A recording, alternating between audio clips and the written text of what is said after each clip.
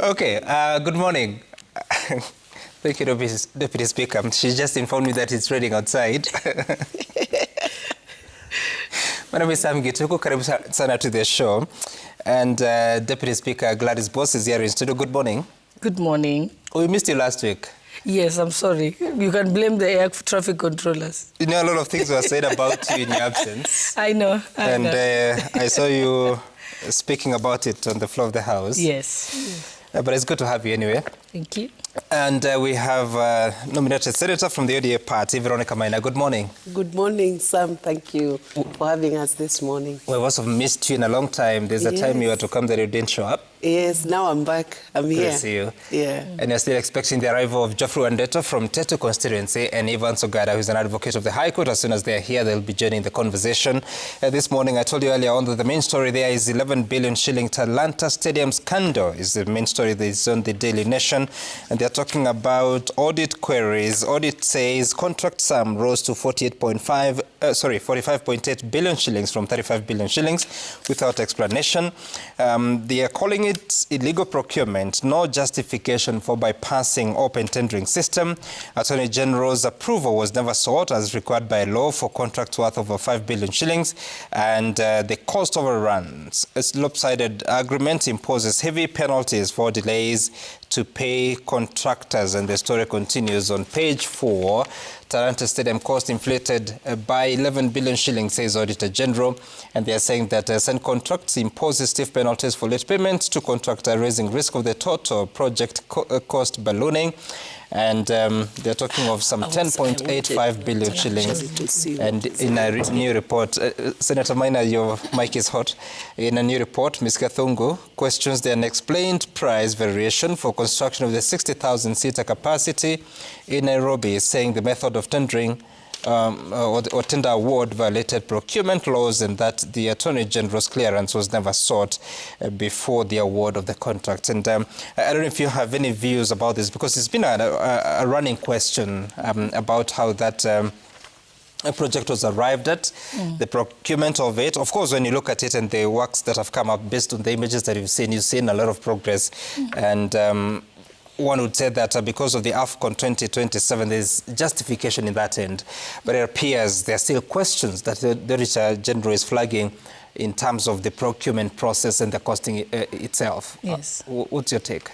Yes, I think when I was just looking at this headline, I said to myself, what's the basis of the headline? And now you've explained it. That is from the Auditor General's report. Yeah. What you must remember is the Auditor General's report is not final in itself. The Auditor General audits the institution and the works that have been done. And when the report is ready, they table it before Parliament. Yeah. They table it before the Parliamentary Accounts Committee, or depending on the mandate, it could be the Parliamentary Investments Committee. All right. So this we must make clear to Kenyans. The Auditor General's report is not final.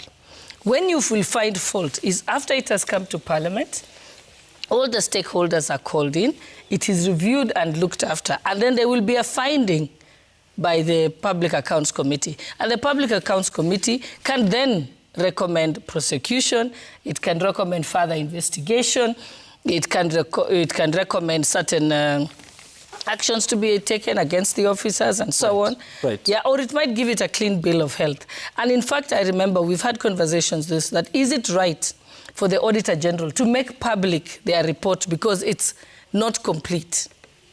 You know, and so... But as an independent office, is there a problem, really? No, but I'm just saying is that it has set a perception out there that the report is in itself final. Yet, actually, it only becomes final once it comes before the Public Accounts Committee. Okay. Yes. And, of course, joining us now is Mheshimiwa Geoffrey Wandeto. Pole about what you're experiencing. We've been through it all. It's been the season. Senator Maina, as you settle in, Senator Maina, your thoughts about this, because even as Deputy Speaker explains here, the report is not final. These questions have been running since the start of it. I remember there was a sports, the Parliamentary Committee, the National Assembly Committee on Sports. They hosted Engineer Tum, who was the Principal Secretary then, And they're raising questions as to what is the cost of Talanta Stadium, who is the contractor. He could not answer because he said that all this work was being done by the Kenya Defence Forces. Now it's gotten to this. The Auditor General is raising all these issues. My take would be that in an audit, the Auditor General, first of all, is supposed to do the good job of raising or flagging any issues they consider to require more explanations or issues that require, supporting documents to show how expenditure has been done. And my view is that once the Auditor General does that, which is supposed to be done, especially when public resources are underutilizations by the entities, the government entities, then the actors are supposed to come in and explain why there are queries, there are accounting queries. Right. So until those questions are answered or those queries are tackled by the implementing actor, then you cannot quite reach a conclusion that something has gone wrong. And then in contracts, in tenders, sometimes you'll find there are allowable variations. For instance, if a construction starts and say the cost of cement goes high, the market rate of buying cement goes high, there is an allowable variation, because even a variation of, say, even a cost element of price of one of the basic materials that are being used, if it increases in the market by even 10 shillings per bag of each cement, there is a possibility that by the time that work is being quantified, something may have changed a bit. So there are some variations that are allowable. Of course, then it raises questions if that variation is too high, such that it goes beyond, say, it goes beyond 15%, it goes towards, almost half the cost of the initial cost of the contract or the project. So for me, I would say the best way to tackle such is to actually seek the attention of the entity that is utilizing that expenditure or that resource.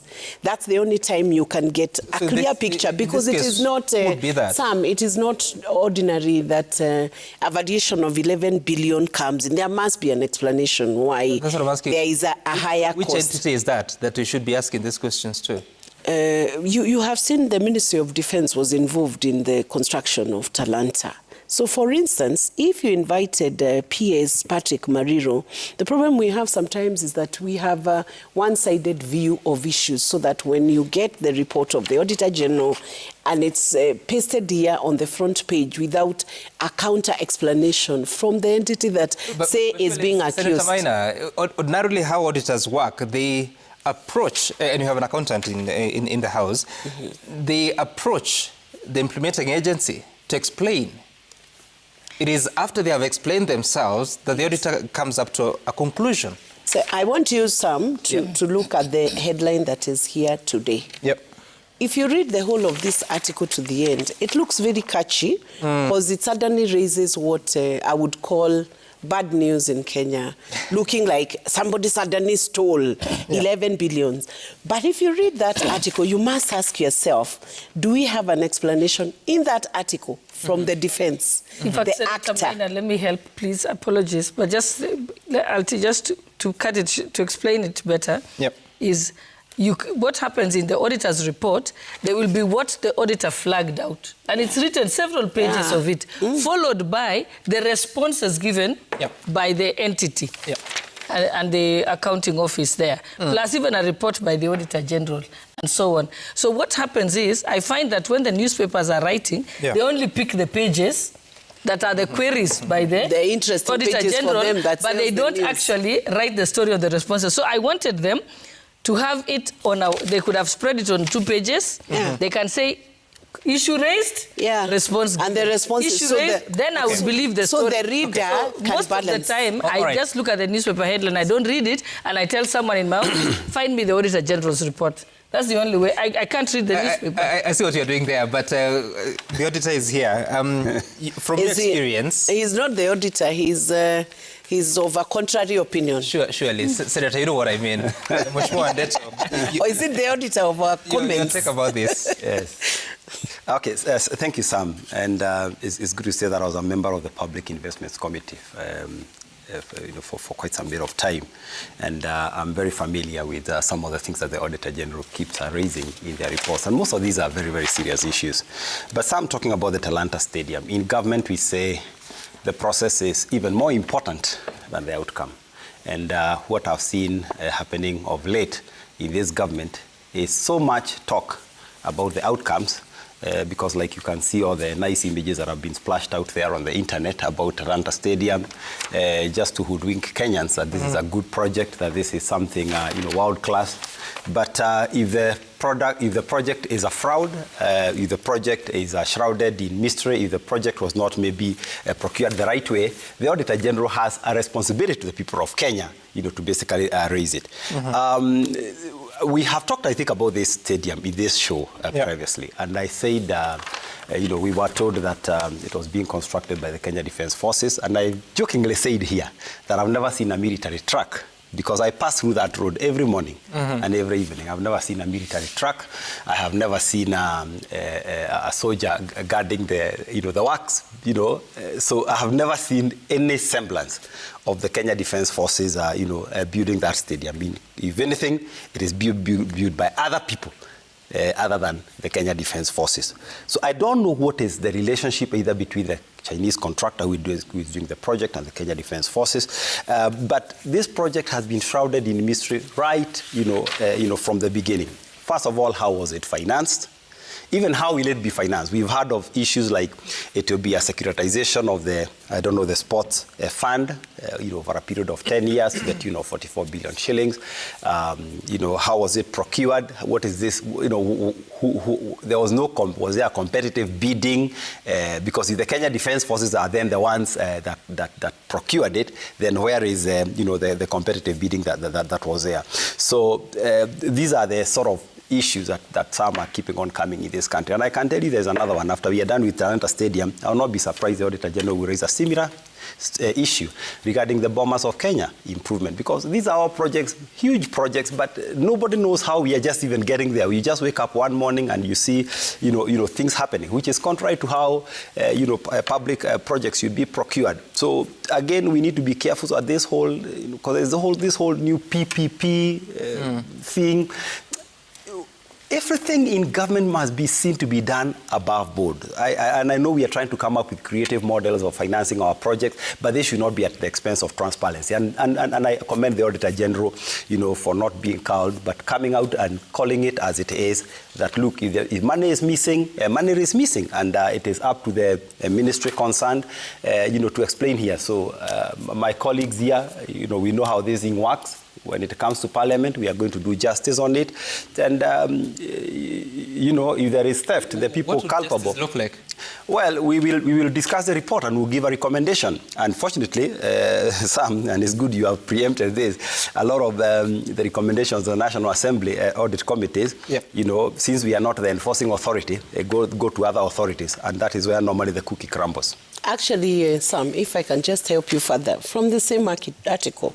Because I've checked about their comment on the financial probity of that contract. You will see that Ms. Gadongo recommended that a special audit will determine the value for money. Right. Meaning, what is now being read is not conclusive. There is still going to be an in-depth special audit. And that means she's open, the Auditor General's office is open to explanations of the true value for money that was used, even the 11 billion.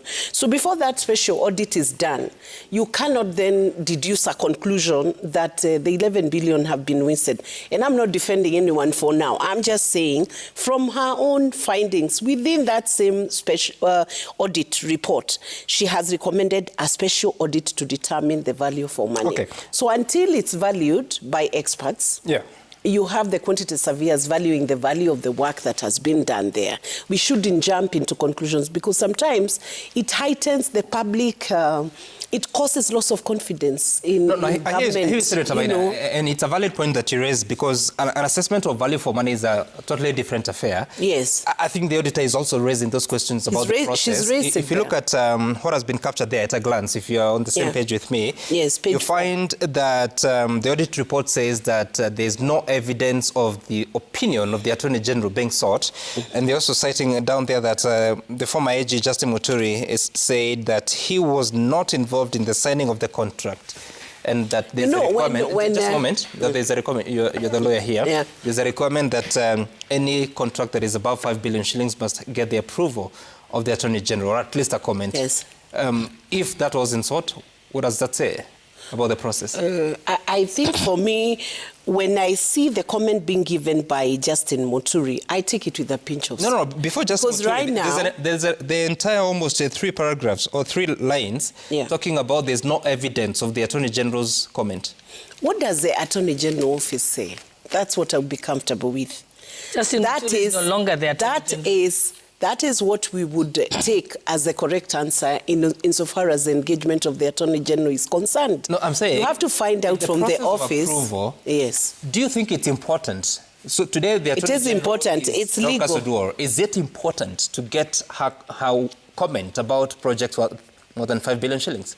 I think it's important. So when the auditor if the law stipulates that, once the law stipulates, until you amend that law, it should be followed. So when the for this, no evidence of such, what then? Then you call the Attorney General's office to explanation as to whether that was sought or not sought. I do not see Sam Gituku, a project of this magnitude proceeding without the consensus from Attorney General's office or an opinion from the Attorney General's office. Okay. I do not see that. But if you ask the Attorney General to respond to that query, you might be surprised that what Justin Muturi is giving as a position may not be the accurate position. But he was the Attorney General because then. Right now, you know the side on which he's doing politics he was the Attorney General then. He has been quite consistent. Yes.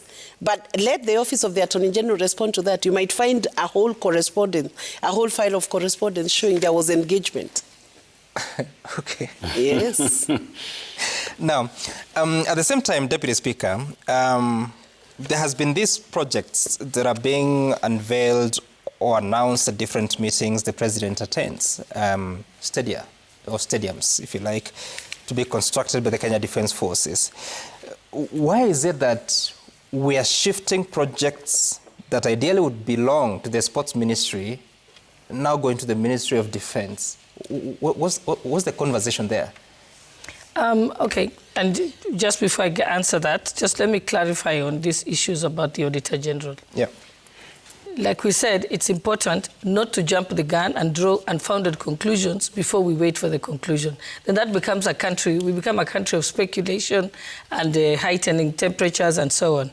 I've had experiences where the Auditor General has said, a building was supposed to be put here, and we went there and there was no building, only to later find that there was actually authority to shift the location of the building from one site to another, except that the paperwork was not availed to the Auditor General at the time of the audit. And that's why I'm saying we've got to wait to reach the end conclusion of it. Also, in government, when there is a project that is being undertaken, for example, when you say Sam Gituku is constructing a house, I don't mean that you're the engineer, that you're the architect, and so on. You use other entities and other persons and other professions. I've had experience when I've worked in government when we needed furniture done. We had the Kenya prisons do the industries do the works. So yes, in fact, government to government procurement is direct procurement. It is allowed by law. So we should ask ourselves, just because it has happened, there must be a law that anchors it. When we say here that the Attorney General's opinion was not sought, the thing is, we should actually have had a response from the Office of the Attorney General. Remember, the Attorney General is not a person. The Attorney General is an office. Which means at any one time, no matter who changes as Attorney General, we must be able to get an official response. Being a lawyer, I have to see that process has been followed. Now, coming to the issue that you're saying that stadiums are being announced across the country, and that isn't that the job of the Sports Ministry. Remember that the building of stadiums was part of the UDA Manifesto. UDA then won the election. Yeah. And the head of state is a member of UDA. UDA is the ruling party. when they did get into office, in order to action that manifesto, one, there's various steps. It goes to cabinet. From cabinet, it will go to the National Treasury. It will come to the National Assembly, where it's required to get National Assembly approval. Funding for it will be provided for. If it's securitization of certain funds, again, that is clearly, it will go through the works of it. It has to go to the National Treasury. It has to come to the National Assembly, and so on. Yep. So just the fact that the president is announcing it doesn't mean that it's been taken over by the national government. It just means, in some cases, he is actually responding back to the public. I promised this, we have delivered this. Which is fine. And remember, the president doesn't deliver by himself. He delivers through the various ministries, various state departments. Just a moment for you to clarify. Yes, manifesto, people vote, and you win. You have to implement it. But as the manifesto comes, there are laws that exist. Exactly. There are laws on public procurement. Yes. So the president was in Wajir, and he announced that there will be construction of the Wajir Stadium at a cost of 900 million shillings by the Kenya Defence Forces. Yes. Went to Mandera and said, Minister of Defence instructed, put up a stadium here. By December, it should be ready for the locals to celebrate Jamhuri Day this year. As you're doing all those things, doesn't public procurement require a different process to be followed? Announcing is fine, but how do you do the procurement? No, those are instructions. Yes, the problem is you don't know that because you don't sit in cabinet and you haven't actually looked at the proposals that are in the budget and by the sports ministry and by the sports fund. Did Parliament pass a budget to construct Mandera Stadium? I don't have it offhand now, but many... That's what I'm saying. No, the thing you're assuming... Do you know No, you that passed it. The House passed it. The thing, listen, first of all, it goes to cabinet. Yeah. So chances are, and I can't say that I don't sit in cabinet, but I know chances are, and I've seen this in other actions. You hear the president announcing it, but it already was something that was approved in cabinet. And by the time he's announcing it. And by that time, it's already in their proposed budgets, or sometimes it was already there, except that funding hadn't been provided for it. Like I know what was the case in many of the stadiums. Yeah. All of them were already listed and proposed by the ministry, except that they've been happening, year after year, slowly over time. So you may find that it was budgeted for, but funding was not provided, and now it's got to the stage where the funding is being provided. So for me to tell you that for a fact, I can actually trace it in everything. I haven't seen any announcement that has been made by the president that you can't trace back. In fact, I can't remember what it was recently. A member of parliament raised an issue, and we said, but it was in cabinet. The president, oh yes, it was about the infrastructure fund. The member of parliament said that the infrastructure fund and the sovereign wealth fund had been announced by the president without due procedure or something like that. And we said, no. It went to cabinet. It was it completed all its various stages. The due diligence was done by the National Treasury and so on, etc. Also, we could even trace it back to page 10 of the UDA manifesto. And then it came forward and finally made its way to the National Assembly. So sometimes it's just that someone hears one word but then doesn't trace it. That's why I'm saying it is our responsibility as leaders, before we comment, or even for journalists, before you start writing about something, just do your homework. It's very easy to be able to find out. That's fine. I mean, what you're saying is always expected of professionals and leaders. But Mheshimiwa Wandeto. Yes, please. Has Parliament approved all this stadia? And I ask that question because there is a case study here. Again, you're discounting reports of the Auditor General. No, I haven't discounted. No, I've said it is not final. It's not final. There's a report. It's a fact. There's a report of the Auditor General about Kericho Green Stadium, now Kiprugut Chumo Stadium, and talks about how the contract was signed way after the construction had started, how monies were paid a day after the signing, meaning a lot of work had been going on. So how should procurement of stadia be conducted, whether a manifesto exists or not, whether KDF is to be involved or not? I think there are rules that govern public procurement, and they are very, very clear. and what we are seeing is these rules being constantly broken. And if I talk about KDF, and we are really proud of our Garant soldiers and the work they do, especially their core mandate, which is basically protecting the borders of this republic, and of course responding to emergencies. But I think the use of KDF in construction of what I would call normal public works or ordinary public works, I think is something new, and I do not know what is motivating it. Some, if you remember, in this country, there's a time roads construction was done by Ministry of there was a public roads department, and they had this machinery and whatever. And over time, we realized that model of was not working, and that's why people like Kenha and Kera started working with private contractors. And the reason for this is because government is not very good at executing projects, and KDF will also not be very good at executing this project, especially from the point of view of cost. And number two, without a competitive bidding process, how do you determine this cost? Is KDF making a profit? Is it doing it at cost? If so, what is that cost? But the other point that some you have raised is the issue of planning. Do we have a plan that we are following?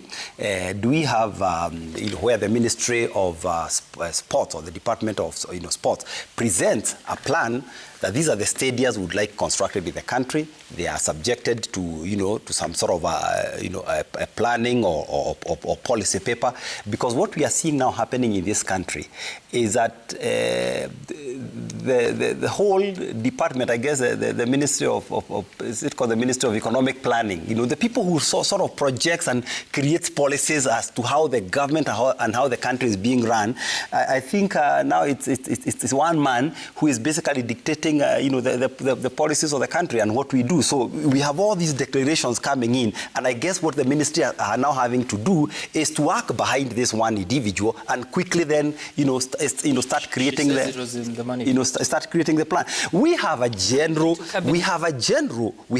manifesto that that said we will construct a stadium, but does that manifesto talk about the sequence in which the stadiums are going to be done? And coming back, Sam, I had forgotten about KDF. Like I'll give an example of the stadium in Roringo, in Nyeri, which I think now is on its third or fourth contractor, and I think maybe on its 10th or 15th year, and it has never been completed. I think the latest contractor is KDF, who has also now failed to execute the stadium. No work is going on. We were told it will be taken over by KDF again for construction. Again, it has stalled. So the efficacy of KDF in constructing these stadiums also needs to be questioned, and that's why I said nobody has told us the clear advantages of between using a private contractor, between procuring these works publicly, putting them in the in the newspapers, sending out BQs and doing competitive bidding. Why are we following this sort of backward? What are we fearing? Okay, now of course we'll continue. Sam, may I just say something on this? In 20 seconds, because I need a shift. Yeah, in 20 seconds. Every organization has a strategic plan. We know that's the best practice in management. So you have a strategic plan, but it doesn't mean you will just implement the strategic plan. There's processes in that organization that dictates the manner in which you implement that strategic plan. So similarly, the UDA manifesto, once it is implemented, you've got to do it according to the Constitution, according to the law. We have a Public Procurement and Disposal Act, which sets the exact process in which you must follow. So what I want the MP for Tetu to be telling us is that this process and this section of the Public Procurement Act was not followed. Not to use his logic and make rules as we go along. That is not how we work in this country. And also, he took an oath to uphold the Constitution and the laws of Kenya. So he cannot come and make up his life. I said, I think they should have done this. I'm speculating that maybe they should have done it in this manner. No. He should. I want you to point out the specific sections of the Public Procurement Act that were violated. That is a better way of criticizing the act. But is it true that... let me add... Just a moment. Deputy Speaker, is it true that the preferred mode of procurement is competitive? Again, the Public Procurement Act provides for when you go government to government. Government to government, you can do direct procurement. You directly procure that entity when it's government. What do you mean with government to government? Yes, the Public Procurement Act provides for it. Also, in a case where an organization is the only one that can provide that work, again, there is that exception. So what I want, it is provided in the Public Procurement I'm asking, what do you mean government procurement? Luckily, Gladys has answered her own question. Luckily, Gladys has answered her own question because... Sorry, you'll get to comment. Deputy Speaker, what do you mean with government procurement? In the Public Procurement Act, it provides by when one government entity is asking another government entity to provide certain services. I remember that in the past, when you want, let's say, for example, you wanted certain works to be done. The good example that comes to my mind is always the Kenya prisons. Yep. If you want your furniture done by Kenya prisons, then you don't have to advertise. You simply go, the procurement team, there is normally a technical team, there is a procurement committee of that entity. They go and evaluate and confirm that they have the capacity to do it, and in that case, then they do it. In some cases, again, where a government entity is supposed to do something, for example, the Auditor General does not audit everything by the Auditor General's office. They actually have a panel of approved auditors who are approved again under the Public Procurement Law. They are pre-qualified and are auditors under the Auditor General. So the Auditor General uses those private auditing firms to do some of these audits that you hear the Auditor General announcing. So it is permitted by law. So that's why I said, you want to take on the issue, please cite which law was contravened. Can I respond to that because I've been mentioned? Sam, to add on to that. Let me take a short break. We'll conclude this when we come back because time is running, as well as to educate ourselves on some of the different types of procurement that you should undertake. I'm still trying to locate what the Deputy Speaker is talking about as government-to-government procurement. As soon as we find it, we'll tell you. We're back in a moment.